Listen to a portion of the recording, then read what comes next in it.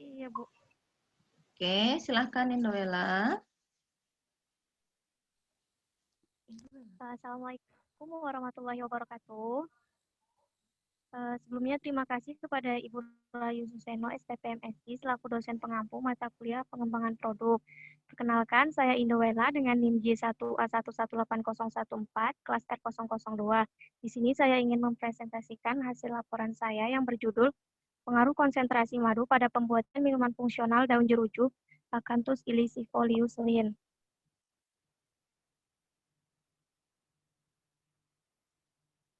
Adapun poin-poin yang akan saya bahas, yang pertama pendahuluan, yang kedua analisis SWOT, yang ketiga metode penelitian, keempat hasil dan pembahasan, kelima analisis ekonomi, dan keenam kesimpulan.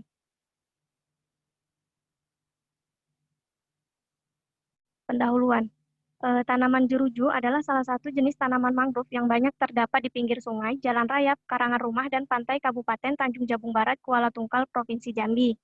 Dengan adanya tanaman mangrove yang melimpah ruah di Indonesia, maka dapat dimanfaatkan sebagai produk pangan, yaitu minuman fungsional. Menurut Kencana Pom et al. 2001 mengatakan bahwa jeruju mengandung senyawa glikosida, alkaloid, flavonoid, asam lemak, steroid, lignan, terpenoid, dan komponen fenol. Next.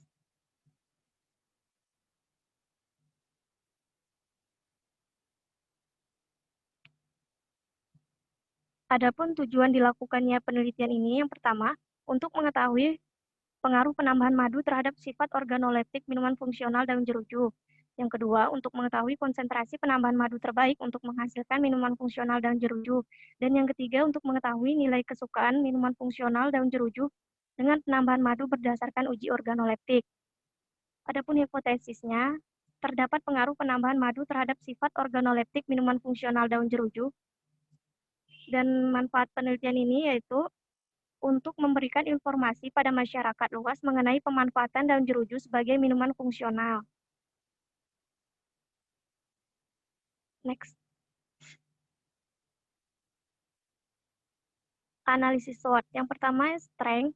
Bahan baku yang digunakan mudah didapat dan harga terjangkau. Kemudian weakness.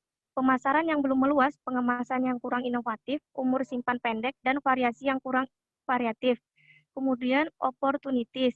Penjualan produk yang masih minim dari segi pemasaran offline maupun online, dan menambah varian rasa baru. Dan yang terakhir itu ada threats, bersaing dengan produk ternama dan produk yang mudah untuk ditiru.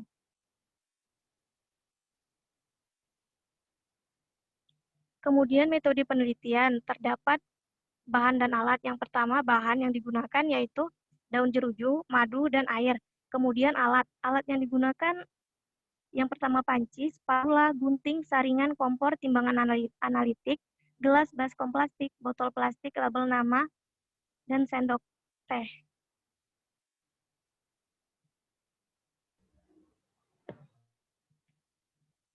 Selanjutnya ada rancangan percobaan. Penelitian ini dilaksanakan dengan menggunakan rancangan acak lengkap dengan perlakuan penambahan konsentrasi madu yang terdiri dari 3 taraf tanpa pengulangan, sehingga didapatkan 3 satuan percobaan, yaitu perlakuan pertama penambahan madu 5%, perlakuan kedua penambahan madu 10%, dan perlakuan ketiga penambahan madu 15%.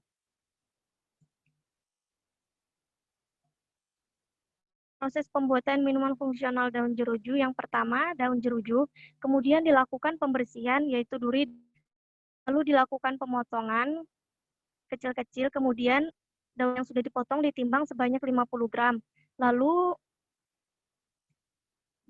direbus dalam 600 ml air selama 15 menit, kemudian daun jeruju disaring menggunakan saringan, lalu ekstrak daun jeruju dibagi menjadi 4 bagian.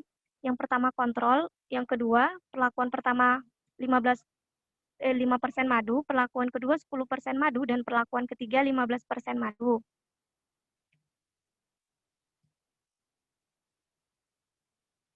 Selanjutnya ada parameter yang diamatin yaitu meliputi warna, aroma, rasa, dan kekentalan.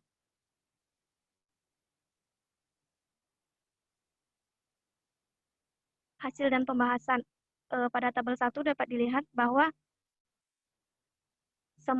yang dimana semakin tinggi perlakuan maka akan mempengaruhi produk yang dihasilkan.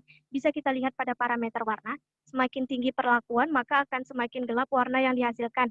Begitu juga pada parameter rasa.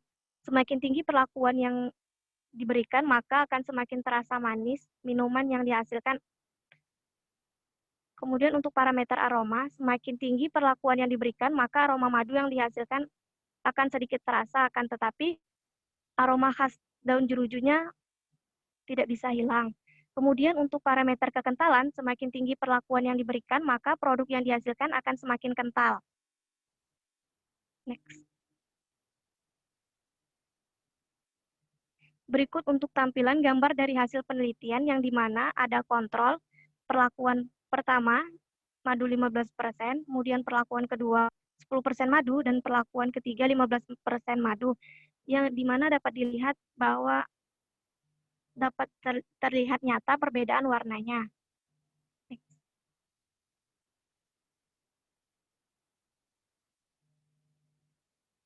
Kemudian analisis ekonomi yang dimana terdapat pembelian bahan dasar sebesar 30.000, biaya peralatan 13.000, total biaya keseluruhan 63.000. Rincian keuntungannya, hasil produksi diperkirakan satu botol minuman daun jeruju berukuran 120 ml, harga 6.000. Kemudian harga jual, diperkirakan satu hari menjual 20 botol minuman jeruju, maka dalam satu hari mendapatkan hasil Rp120.000. Kemudian untuk keuntungan per harinya didapatkan hasil Rp57.000, dan untuk keuntungan per minggunya Rp399.000. Kemudian untuk keuntungan per bulan Rp1.710.000. Untuk keuntungan per tahun Rp20.805.000. Kesimpulan dari penelitian yang telah dilakukan, ada bahwa penambahan konsentrasi madu berpengaruh terhadap warna, rasa, aroma, dan kekentalan. Untuk konsentrasi terbaik penambahan madu pada minuman daun jeruju dengan perlakuan ketiga, yaitu pada penambahan 15% madu. Kemudian untuk kesukaan keseluruhan panelis terdapat pada perlakuan ketiga, yaitu pada penambahan madu dengan konsentrasi 15%. Hanya itu saja yang dapat saya sampaikan. Lebih dan kurangnya saya mohon maaf. Terima kasih.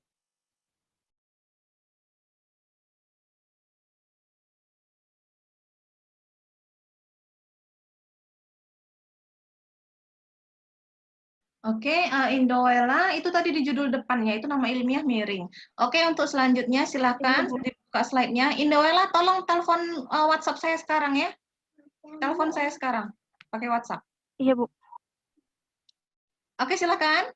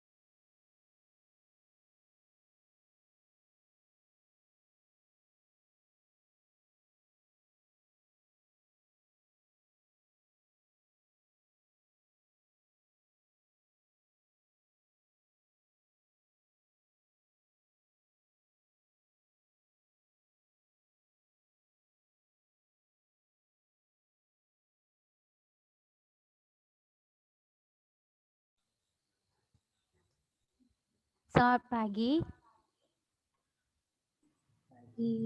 Perkenalkan, nama saya Arnella Burprenangin. Jadi di sini saya akan mempresentasikan hasil praktikum saya dengan judul pengaruh penambahan sari buah naga merah terhadap nilai organoleptik minuman sari kedelai. Nah, poin pembahasannya yaitu pendahuluan, analisis SWOT, metodologi penelitian, hasil dan pembahasan, analisis ekonomi, dan kesimpulan. pendahuluan, minuman sari kedelai merupakan minuman yang memiliki manfaat sebagai sumber nutrisi dan pertumbuhan karena mengandung protein di dalamnya.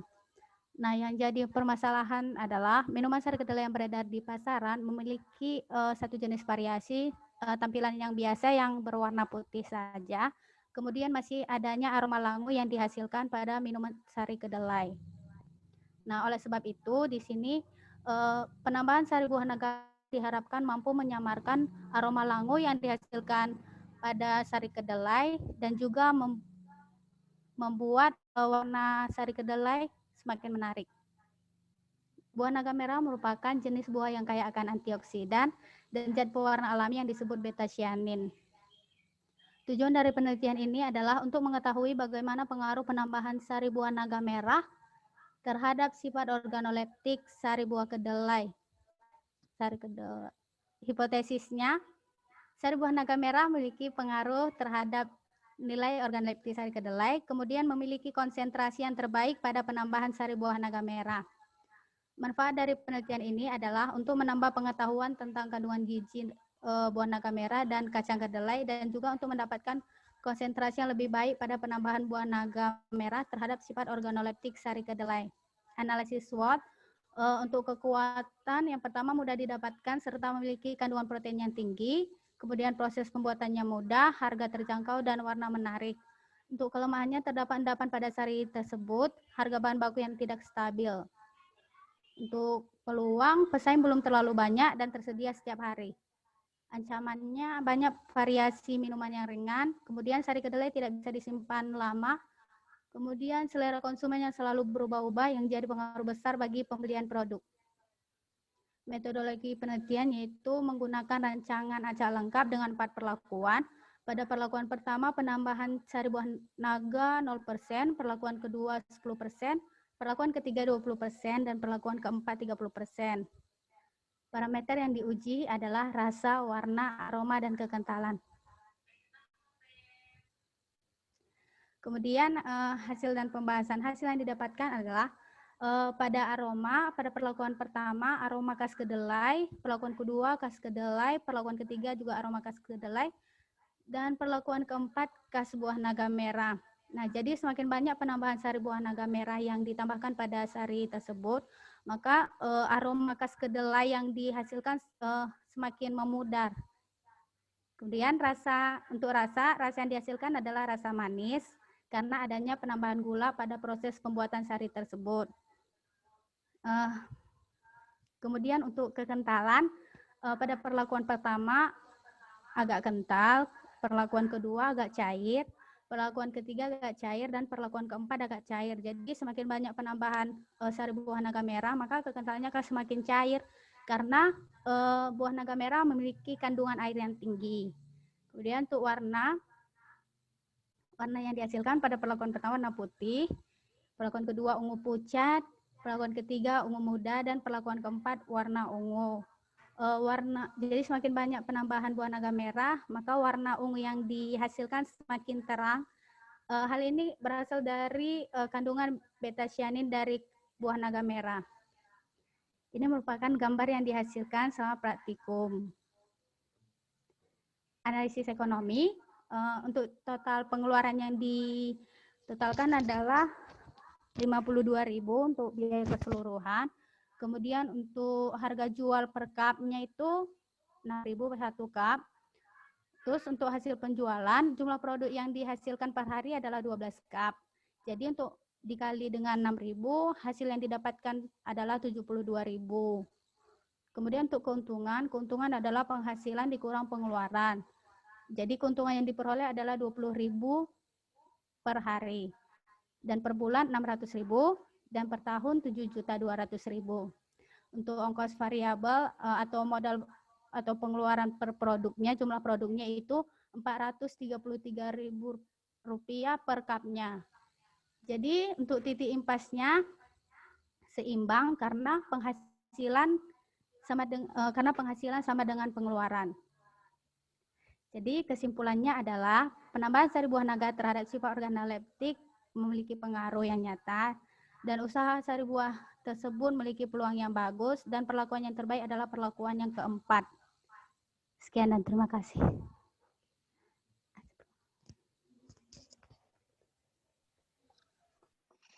Oke, Arnella. Boleh dibuka lagi, Arnella?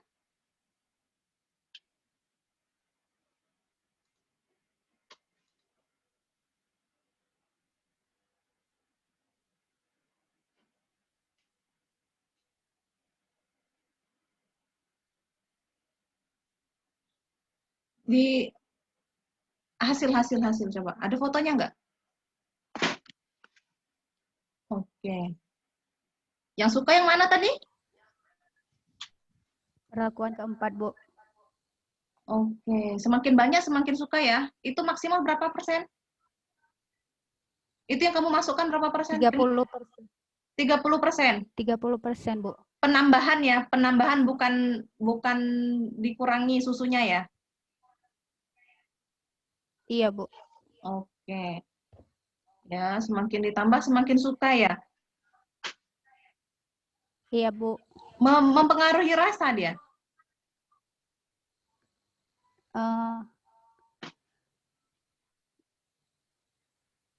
Rasanya sama semua. Tapi perlakuan keempat, rasa-rasa kedelainya itu berkurang gitu. Jadi samar kayak gitu. Gitu ya. Oke, itu aja. Silakan selanjutnya. Boleh ditutup ini.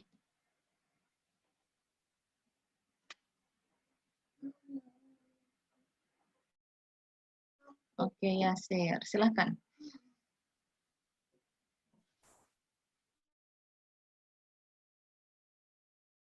Baiklah, Assalamualaikum warahmatullahi wabarakatuh. Baiklah, di sini saya akan melakukan seminar hasil saya dengan judul pengaruh penambahan cengkeh terhadap sifat organoleptik teh tarik rempah. Sebelumnya perkenalkan, nama saya Yasir Yahya Rasuli dengan NIM J1A11867 dari kelas R002. Baiklah, ini pendahuluannya. Latar belakang produk kami, teh tarik merupakan minuman yang cukup digemari di Indonesia. Namun inovasi teh tarik saat ini masih minim, maka dari itu diperlukan adanya sebuah inovasi dengan menambahkan rempah-rempah ke dalam teh tarik tersebut, dengan harapan rasanya jauh lebih nikmat dan nilai gizinya bertambah. Kemudian di sini ada poin-poin bahasannya, yaitu tujuan, manfaat, hipotesis, dan analisis SWOT. Jadi tujuan penelitian ini untuk menentukan jumlah cengkeh yang diperlukan dalam membuat teh tarik rempah beserta sifat organoleptiknya. Kemudian manfaat penelitian ini diharapkan dapat memberikan inovasi produk baru dari teh tarik. Dan hipotesis sementara yaitu adanya pengaruh dari penambahan jumlah cengkeh yang berbeda terhadap sifat organoleptik teh tarik. Kemudian analisis SWOT-nya, keunggulan produk kami itu terbuat dari bahan-bahan yang mudah didapatkan di berbagai wilayah di Indonesia. Kelemahannya yaitu pengemasan yang belum inovatif. Opportunities atau peluangnya yaitu pesaing produsen teh tarik rempah yang masih sangat minim. Produk cukup diminati konsumen karena rasanya yang manis dan mampu menghangatkan tubuh. Dan threats-nya atau ancaman yaitu banyaknya produk teh tarik biasa dari berbagai merek terkenal. Kemudian metode penelitiannya, penelitian ini dilaksanakan pada bulan Maret 2021 di rumah peneliti di Dusun Padang Lawe di Sumatera Barat. Kemudian kita lanjut saja ke rancangan percobaannya, di mana C0 sebagai teh tariknya sebagai kontrol. Kemudian perlakuan pertama penambahan cengkeh bubuk 1/4 sendok teh atau 1,2 gram. Perlakuan kedua cengkeh bubuk setengah sendok teh atau 2,4 gram. Dan perlakuan ketiga cengkeh bubuk 3/4 sendok teh atau 3,6 gram. Parameternya itu, adapun pengujian ini bersifat organoleptik, yaitu berupa parameter warna, aroma, rasa produk, dan uji hedonik. Sementara untuk menganalisa warna digunakan Photoshop untuk mencari nilai LAB-nya. Dan ini diagram analisis penelitiannya, dimulai dari menyiapkan alat dan bahan, dipanaskan 800 ml air, kemudian dimasukkan seluruh bahan baku dengan perlakuan sebagai berikut. Untuk kontrolnya yaitu ada 1 batang kayu manis, 1 kantong teh hitam, dan 15 gram kental manis. Kemudian untuk perlakuannya masih sama dengan yang kontrol, hanya ditambah perlakuan, yaitu perlakuan pertama 1,2 gram cengkeh, perlakuan kedua 2,4 gram cengkeh, dan perlakuan ketiga 3,6 gram cengkeh. Kemudian masing-masing gelas tersebut diisi air panas dan diaduk merata. Terakhir dilakukan uji organoleptik dan uji hedoniknya. Dan ini uji hedonik kami parameternya dari 1 sampai 5, 1 untuk sangat tidak suka, dan terakhir 5 untuk sangat suka. Lanjut ke hasil dan pembahasannya, di mana untuk perlakuan pertama rasanya manis dan sedikit rasa cengkeh, kemudian warnanya coklat dengan hasil LAB-nya 855C39, dan aromanya teh susu dan sedikit aroma cengkeh.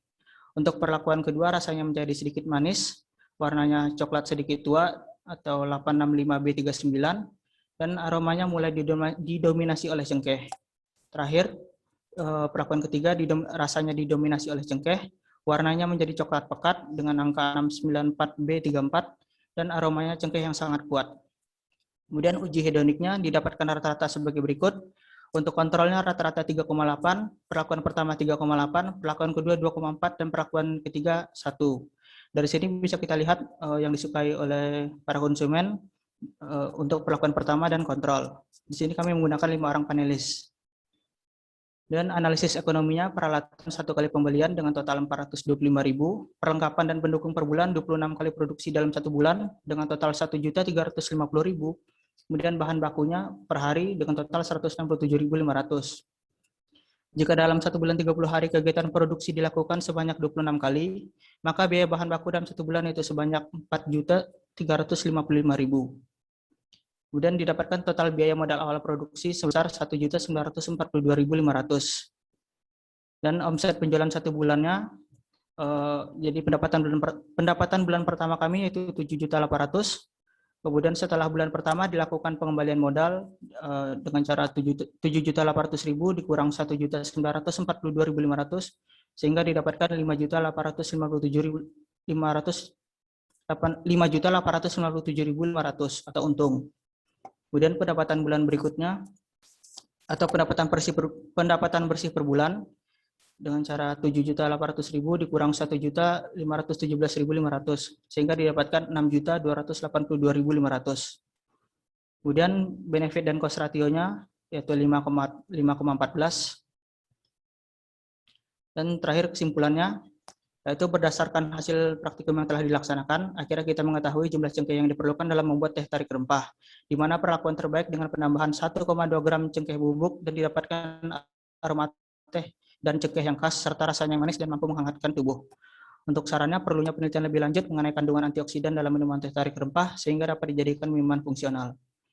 Mungkin segitu saja yang dapat saya sampaikan. Terlebih terkurang saya mohon maaf. Saya kembalikan kepada Ibu Ayu.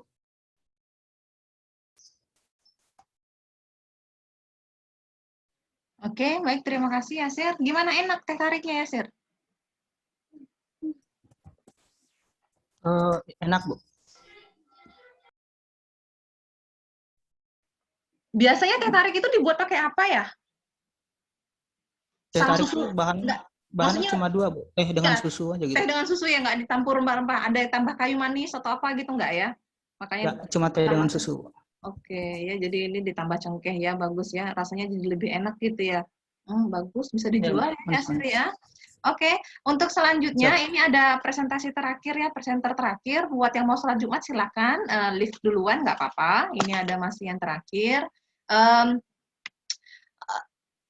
Analisis biayanya sama SWOT-nya nggak usah dibacakan ya, di skip aja slide-nya, dilihatkan sebentar aja ya, biar lebih cepat. Ya, nanti untuk presenter selanjutnya jam 1 nanti bahas seperti itu ya. Soalnya kita lama banget ini presentasinya ya. Mohon maaf ya. Terima kasih, yang penting slide-nya sudah kita lihat sama-sama ya. Slide yang dikirimkan juga saya lihat. Ya, silakan selanjutnya siapa?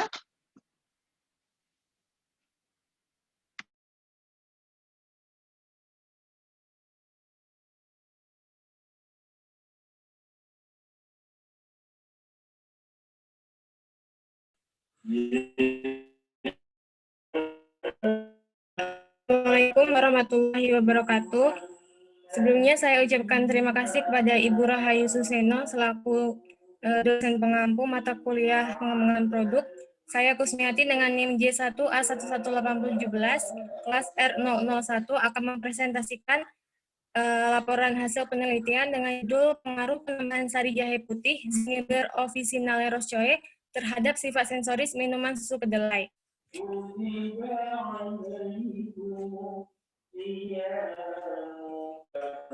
Next.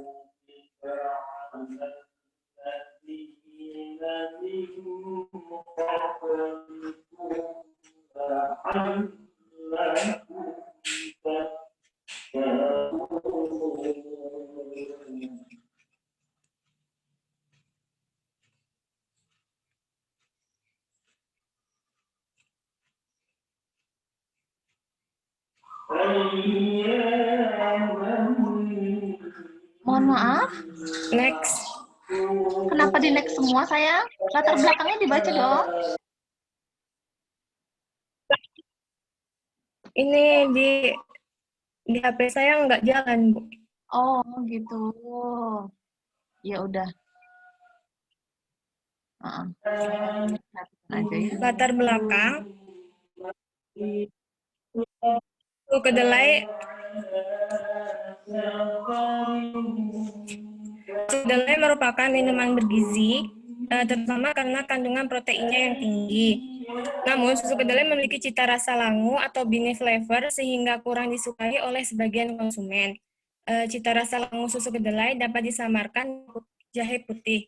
Jahe putih dipercaya secara tradisional dapat menghilangkan masuk angin, mengurangi atau mencegah influenza, rematik, dan batuk, serta mengurangi rasa sakit dan bengkak.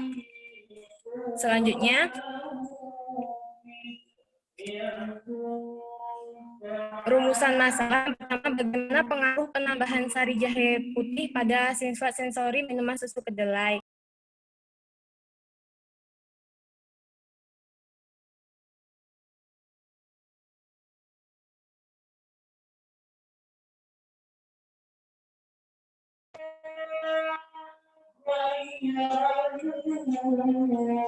Maaf sebelumnya. Yang kedua, bagaimana penentuan konsentrasi yang tepat dalam penambahan sari jahe putih pada minuman susu kedelai.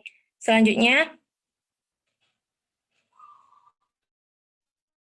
tujuannya yaitu yang pertama untuk mengetahui pengaruh penambahan sari jahe putih pada sifat sensori minuman susu kedelai, dan yang kedua untuk mengetahui konsentrasi yang tepat dalam penambahan sari jahe putih pada minuman susu kedelai. Tesis penelitian yaitu penambahan sari jahe putih berpengaruh terhadap sifat sensori susu kedelai. Next. Alat yang digunakan yaitu baskom, saringan, blender, kompor, bangan, panci, gelas ukur, dan pisau. Kemudian bahan yang dibutuhkan yaitu kedelai, jahe putih, air, gula pasir, dan garam. Selanjutnya,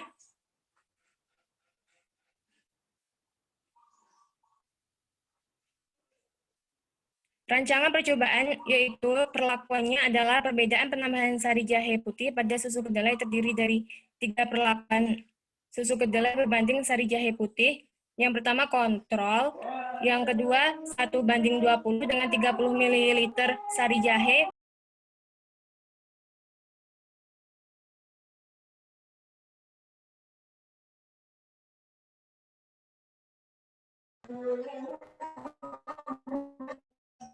Perlakuan ketiga 2:20, 60 ml sari jahe berbanding 300 ml susu kedelai. Selanjutnya, metode yang digunakan yaitu persiapan alat dan bahan, kemudian dilakukan pembuatan sari jahe dengan sari jahe putih, dengan jahe putih disortir, kemudian dicuci, dikupas, dihaluskan, dan dilakukan pemerasan bubur jahe putih untuk diambil sarinya. Kemudian dilakukan pembuatan susu kedelai mengikuti prosedur dari Nirma Gustina 2013 dan Picauli 2015, yaitu biji kedelai disortir, kemudian direndam selama 12 jam, lalu direbus, dan dibuang kulit arinya. Setelah itu, biji kedelai ditambahkan air panas dan dihaluskan dengan blender. Kemudian ditambahkan air dengan perbandingan biji kedelai banding air, yaitu 1:10, lalu ditambahkan gula dan garam. Selanjutnya, dilakukan proses pembuatan susu kedelai dengan penambahan sari jahe putih, mengikuti prosedur dari Husnul 2014 dengan modifikasi jenis jahe putih yang digunakan, dan perlakuan perbandingan sari jahe putih banding susu kedelai sesuai dengan perlakuan. Kemudian dilakukan pengujian organoleptik dengan panelis yang digunakan yaitu panelis semi terlatih sebanyak 3 orang. Selanjutnya,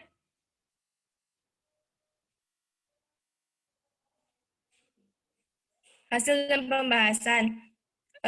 pada tabel 1 dapat dilihat hasil penilaian uji organoleptik susu kedelai dengan jahe, yaitu pada perlakuan pertama warna yang dihasilkan putih, kemudian pada perlakuan kedua putih kekuningan, pada perlakuan ketiga putih kekuningan pekat. Perbedaan warna pada susu kedelai yang dihasilkan disebabkan oleh warna dari sari jahe yang berwarna putih kekuningan. Sehingga semakin banyak penambahan sari jahe, maka warna yang dihasilkan semakin pekat. Kemudian parameter aroma. Pada perlakuan pertama atau kontrol, yaitu khas susu kedelai. Yang kedua, khas jahe. Dan perlakuan ketiga, sangat khas jahe. Perbedaan aroma ini disebabkan oleh perlakuan kontrol yang tidak ditahu.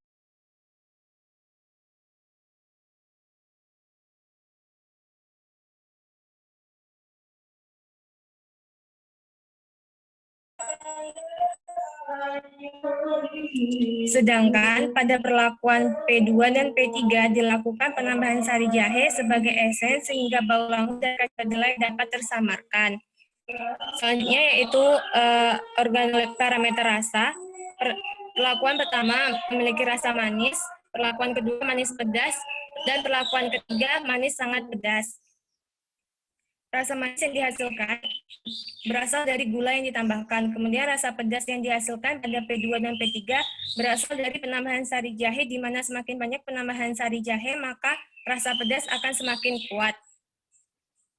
Pada tabel 2 dapat dilihat bahwa perlakuan keseluruhan, penerimaan keseluruhan, baik warna, aroma, dan rasa yang terbaik terdapat pada perlakuan P2 dengan nilai 4 atau suka. Selanjutnya,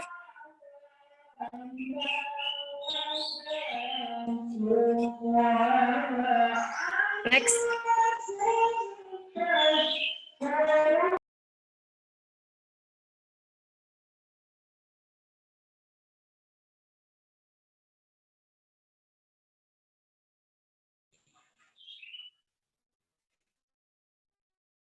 Next.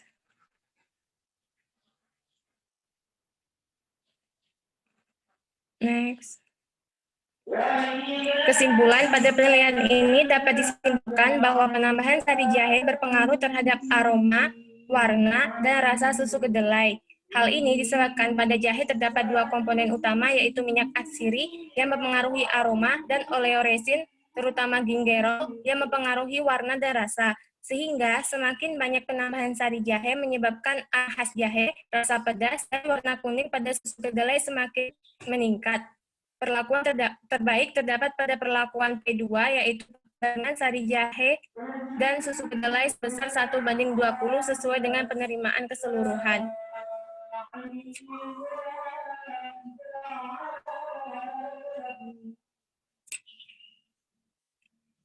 Demikian presentasi yang dapat saya lakukan. Saya akhiri. Wassalamualaikum warahmatullahi wabarakatuh. Waalaikumsalam. Saya tuh memang nggak hobi susu kedelai, tapi kalau dikasih jahe itu jadi enak memang, ya. Tapi ada batasannya ya. Perlakuan terbaik jadi tadi berapa konsentrasinya, Smiati? Yang perbandingan 1:20, Bu. Iya, 1 bagian jahe, 20 bagian susu kedelainya ya. Ya. Nah, iya, Bu. Iya, jadi apa namanya? Tapi ini kurang pengembangan produk ya. Ini sudah banyak dikerjakan orang. Ya, tapi memang belum ada aja yang dijual. Jadi tadi udah dihitung-hitung kan, matematikanya sudah dihitung, analisis ekonominya. Jadi silakan kalau mau produksi tinggal laksanakan ya. Sudah ada yang mau dikerjakan. Sudah tahu resepnya. Sudah tahu hitung-hitungannya. Sudah tinggal dikerjain. Ya, itu aja presentasi sekarang. Nanti kita lanjutkan lagi ya.